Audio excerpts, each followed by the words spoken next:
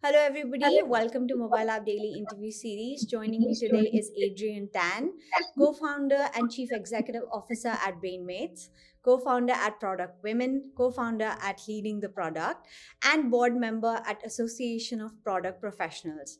Welcome to have you. Oh, thank you so much for having me. Hi, everybody. Hi from Sydney. Hi from sunny Sydney.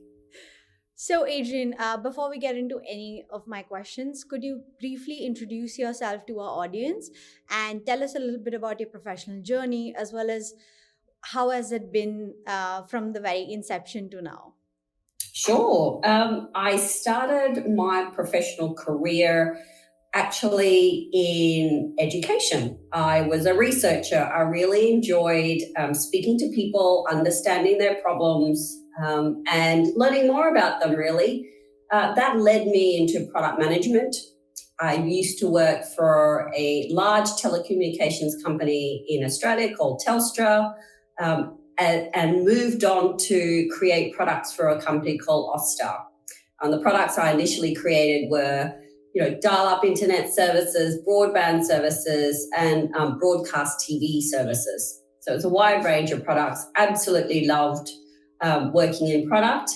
And at that time, when I was working at Austar, I looked around and I saw that every department in the organization had some external professional support. They had strategists had consultants, high-end consultants to assist them in their work. Marketers had agencies. Engineers had external developers. One area in the organization that didn't have any support was product management.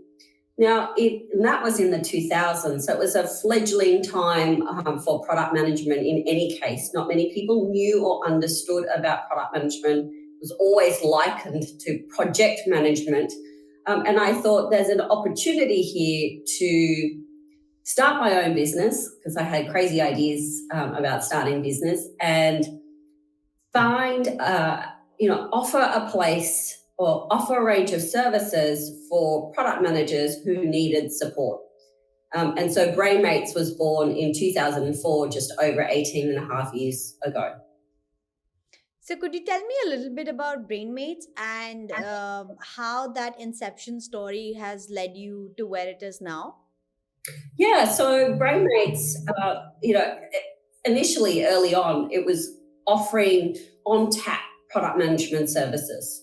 And that meant that if you needed help identifying, solutions to develop and going through the design process, we were available to step in and help organizations do that. So it started off primarily with my background in the industries of telecommunications and media. And over the years, we had created, I guess, a framework.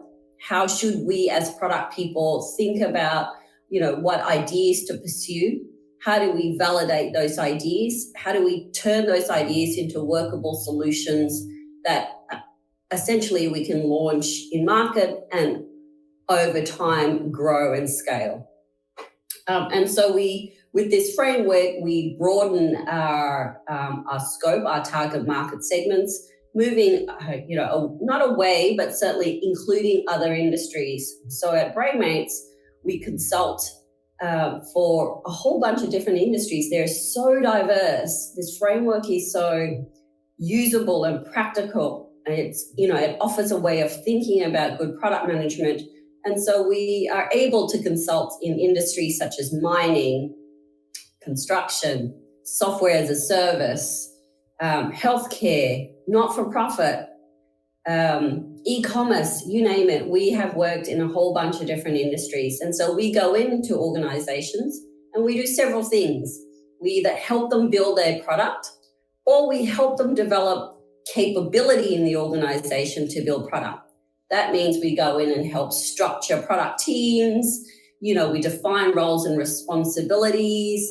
We train them. We coach their people. We support them through the machinations of, products. So if they needed to do a product strategy, we would work with them. We would co-design the product strategy. We would facilitate the outcomes of, various workshops. And so there's three aspects really to our organization, which is that kind of on tap doing, building the capability and training people within the organization. Sounds wonderful. I love how diverse the client pool is. So, how would you define a strong product culture given your expertise in a wide range of companies that you worked with and building that sort of product culture for different companies? Um, is there some sort of is there a fundamental definition to how you would define product culture? I have an opinion, and hopefully my opinion is, back to 20 years worth of experience of what good product culture looks like. And it's product culture is, I guess, there's two aspects to it. One, there's the product team itself. It has to operate cohesively. It has to have a seat at the table. It should be able to decide what problems to be solved for customers, which is aligned obviously to the company, strategy. So it needs to have a voice. On top of that, or beside that really, is the fact that strong product culture means that the rest of the organization also really understands what good product is and provides the product team with the opportunity, the space, the trust to be able to make decisions on which problems to solve. So it's not just about the product team, it's actually the whole entire company. And making a product these days doesn't just involve one team, it involves multiple teams across the organization.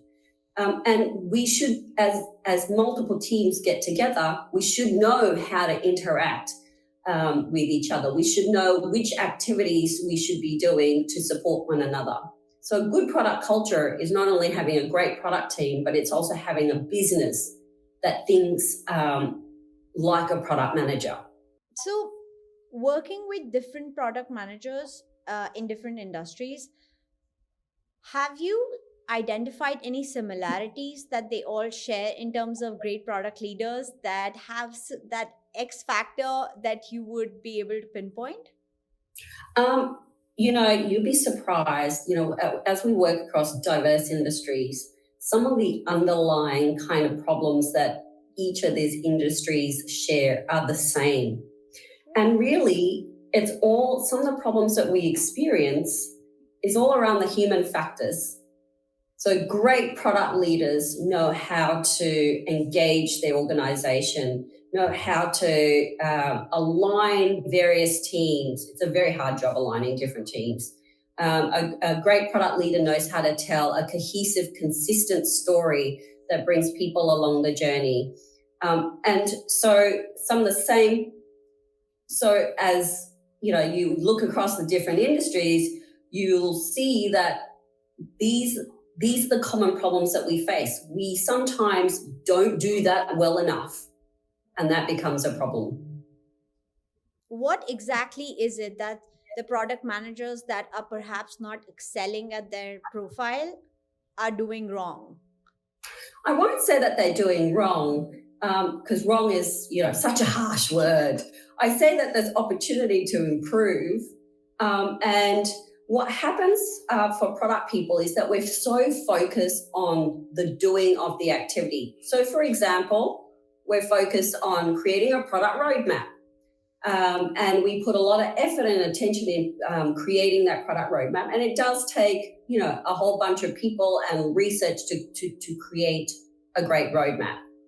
But what we often fail to do is that once we have this artifact, we don't really communicate it and share it well enough. We think that we've finished our job once we've created it and perhaps only shared it once. But instead, what we have to do is we have to share it more than once. We have to share it in different ways, and we have to repeat ourselves constantly about, the story of the roadmap. And on top of that, when it comes to alignment, if we see people that are building products, features, or functions that does not align to the roadmap, our job then is to step in and go, hey, what's the problem? Did we not agree to doing this piece of work? Why is there a change? How do we, have I misunderstood what we were meant to do? So that constant realignment and adjustment is super important, not only internally, but externally. Yeah, that makes sense. Yeah, it's a hard job. It's called being human, right? We love to do all the work and we're probably really great at it. It's just how do we share it and communicate it and make use of the work that we've produced. We have, I think, covered this already, but I would like to reiterate that. Um, are there any challenges that you've identified that are specific to product managers? Firstly, a product manager is likened to an investment manager. So most of the time we're given teams of people to work to build, great products so that we can create value for our customers and deliver a return of investment to our business. That's a really tough job. And as product people, we have a set of practices that helps us do that job. Some of the challenges we face is that our executives, our senior managers, may not trust us to invest wisely in our product. And so what happens is that instead of saying, hey, you solved this particular customer problem, they come to us with features. They'll say, hey, why don't you build this, this widget? When are you building this widget? Have you built this widget? When in fact, that widget may not be necessarily important, useful for the customer. So our job as product people is to figure out who our customers are, what problems they might have, and how might we want to solve those problems. And the biggest challenge that we have is others throwing their ideas across to us and expecting us to make things because they've seen it, they've heard it, and they believe that's the right thing to do. Yeah. There's a trust issue. So in order for product managers to be able to solve these problems, we need to demonstrate to our executives. So it's never one or the other. You can never point the finger at one group or the it's both parties. So as product people, we have to demonstrate that we're commercially savvy enough to choose the right problem to solve so that we can keep, our executives satisfied, deliver, the company strategy and the whole bunch of returns that we promise our board. And so that's the main challenge. You've also been a serial co-founder of various organizations, and tapping into that wealth of knowledge that you get from that experience, what have been the hardest sort of challenges that you've had to navigate as a co-founder? Oh my goodness, there's so many. You're faced with tons of challenges, and I've been doing this for 18 and a half years. Being a co-founder, being an entrepreneur is about being brave enough to continue pushing the boundaries when you don't know what's on the other side.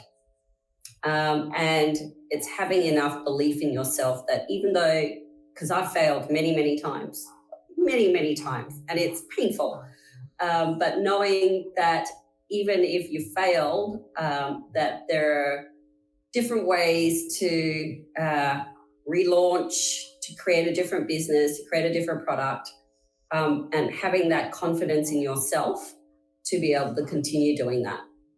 Trust, it's a painful job. There is so much to do. There's so many people so many different kinds of priorities to manage, but not knowing, what the future holds is a scary concept. And so being able to be comfortable in the gray zone, being comfortable in ambiguity, and operating within those parameters is probably, one of the most difficult things for me personally to do. So, speaking of challenges, is there a particular recovery plan that you have sort of, tend to lean towards now as you have had more experience, where say you meet a failure, and then to recover out of that, there some sort of strategy, perhaps a personal one or even professionally, to come out of that and then jump once again into the adventure? Sure, that's a great question. I think one of the strategies that I've used is to try and look at the problem differently.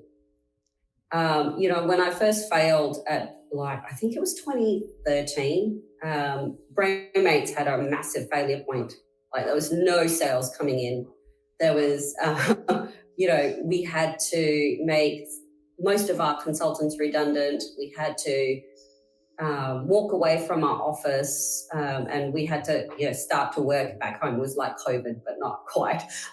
So I moved our office back into my apartment, and during that time, I was looking at why we got ourselves into this situation, and what I found was that I was trying to be better at solving the problem. And the problem at that stage was, hey, there's a lack of sales. So how do I become better at sales? And so it's always trying to go, okay, well, if there's no sales, it means that logically I'm really bad at sales, and I need to personally improve in sales. But what got me out of this situation was when I thought, okay, it's not about me personally being better at sales. It's not about having better sales processes. It's actually about trying to solve the problem differently. And so as a result of that, because primarily in the first few years of Brainmates, we were consultants, it was trying to think, well, the consulting pipeline is long. It requires a lot of cash to fuel the people on the desks. What's something else that we can sell that people understand, that has budget for, that will bring some cash into the business? So it was at that point around 2013, 2014 when we thought, okay, well, I think instead of leading with consulting as a primary product, we've got to put that down. Consulting will come, and we've got to start selling training. And training is consumable, right? People have a budget for training, product management training. And so we rebuilt our business by selling training. And funnily enough, as we sold our training with our framework, people understood what we were talking about and really wanted our consultants to come in and implement what they've learned in the classroom. And so sometimes you have to look at the problems differently and try and solve it differently. It solved our sales problem. No, that's wonderful. It's interesting that you started doing that way before the trend actually picked on. Great. Taking this opportunity, for our audience that's listening, perhaps product managers, are there any specific resume tips that you would like to give them? For me, when I look at a resume, a short resume works. So 5 pages does not work for people who are looking through so many different resumes. I like to have, a maximum of 2 pages, very clearly state the role that you had, your responsibilities, and the outcomes that you delivered while you were in the role. For product people specifically, or for people moving into product, we generally like products, not a special kind of profession. It's really common sense, right? It's about doing good business, creating great products that customers love, and building great businesses. So you want to make sure that you understand product management, and how people converse about it in the language, and make sure that you describe the work that you've done previously in a way that the recruiter can understand and can relate to. So would you say that this transition from, because like you mentioned that you were originally a researcher and then you transition into product management. Now, back then, the industry in itself was also rather nascent. So the switch, I would assume, as it was, it was still an untapped, territory. But now that the sector is clearly defined, the roles are much more established, and say for someone that is perhaps a researcher and they want to get into product management, would the transition be any more difficult, or perhaps even easier now than it was in early 2000s? No, I think it would be more difficult now because there were less constraints before. There were, people, um, they didn't have as many expectations of a product manager. Now they do. Now they have, a product manager needs to speak three different kinds of languages, right? You need to understand commercial reality. You need to understand your customers and speak customer, and you need to understand technical. You may not have technical chops, but you certainly need to understand the technicalities of the product, and so you need to be fluent in all of those three languages. And so if I was a researcher moving into product now, yes, I of the three languages I speak customer because I understand, I've done research, so I have to find a way then to lift my technical proficiency and lift my commercial acumen That's a to good be way. able to get a job in product. So remember though, that product is like an investment manager, right? They give you money, you invest it in your product, and you have to make good decisions so that you deliver a return for your organization. Is there some sort of benchmark when it comes to good decisions, given your expertise as of now? Say, if someone were to approach product management for the first time, is there some sort of Bible sermons that they should they should keep in mind? Absolutely. There is a lot of literature and great frameworks out there. And that's why we started the Association of Product Professionals. We wanted to bring this great literature that's been, created over the last decade to highlight, to showcase some of the best kind of frameworks available. We've created our own kind of framework, a competency framework for product managers, and for people who want to know how good or poor they are, where areas of improvement, they can certainly join the Association of Product Professionals and take the competency test.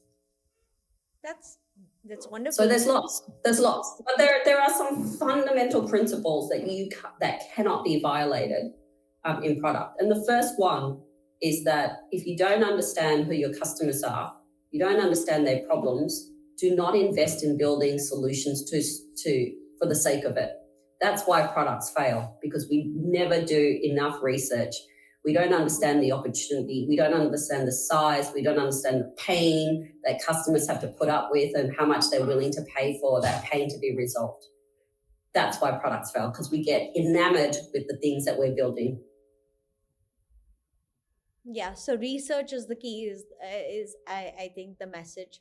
Now, coming on to a little bit about you, sort of tapping into your own personal experience, and I want to take you back to the rather earlier days when it was things were less unsure. What were as a woman, did you face any sort of particular difficulties in breaking the ceiling in product management? And I ask this because, like you said, that being a product manager is like being an investment banker.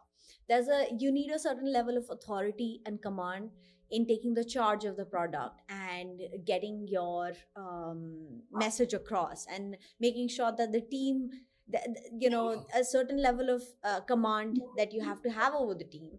And because women sort of struggle in that sector, I would assume that this is one area that which would be a roadblock for them. So my question to you is, what have you done to build your confidence when it comes to leading a team and being a product manager over the years? have there been certain lessons that you got from your experience, and how those lessons translated into, those strengths that you have now? Look, creating a business is one way to build confidence, but look, I faced brick walls in my career as well. That's also one of the main reasons why I decided to carve out my own path, create my own adventure, because I didn't want to be constrained by my gender. So I left. So I actually, put my toys and found my own found my own playground, essentially. And definitely one of the reasons of why I created Brainmates. And so you have no choice but if you create your own business, you're taking on this leadership role. And in order to succeed, you have to push yourself beyond your comfort level to make sure that you not only grow the business, but you support all your employees in the organization. Because, I have a very real responsibility to my people. If I fail, they fail, and I don't want that for them. And so I take that seriously. And if it means that I have to push myself beyond my comfort zone, and there have been so many times where I've had to do that, it's a choice that you have to make. And I choose to push myself and put myself in uncomfortable positions rather than making sure that I fail my people. And you build your confidence over time. It doesn't happen, immediately. You go out and you do a talk. Yes, it's really scary at first. Once you've done the first one, the next one isn't as scary. And so you continually push yourself to do these things. So by the time, so that in itself builds your confidence, because you see yourself do it. You've given yourself the opportunity to do it once.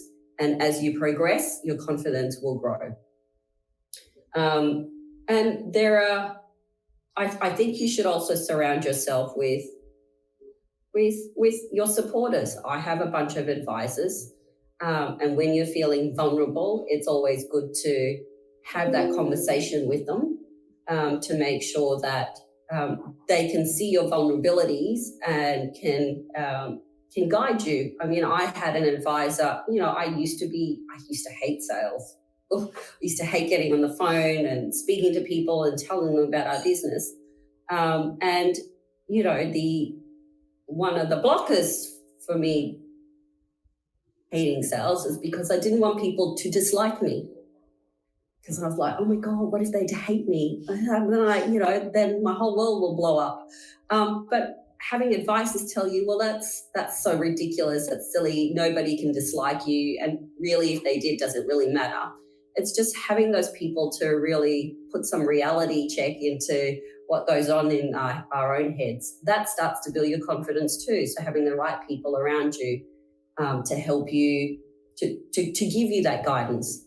So when it comes to work, do you, in terms of because you brought it up, in terms of striking that work-life balance, are there certain nuggets of wisdom that you have perhaps accumulated over time that you implement in your day-to-day routine to create that work-life balance? I don't know whether I believe in work-life balance. To me, it's just all about life. And work is a very much part of my life. I do carve out time for myself. So I'm a big believer in exercise. So I exercise most days. I have a good set of friends. I take time out, except for COVID, at the end of the year to recharge, and for 6 to 8 weeks to recharge. So there are certain things that I do, but I'm not sure that there's this whole concept of work-life balance, especially now that we work from home. Yeah, certainly. It's a blend. It's a blend. Life is a blend of work and personal time and family time and relationships. And on that note, Adrienne, thank you so much for having this Pleasure. interview with us. It was lovely talking to you, and I wish all the very best for Brainmates and Thank your other you. future endeavors. Thank you. Thank you. And I look forward to receiving, the results of our interview. Yeah, certainly. Thank All you. right. See you. Bye-bye. Bye.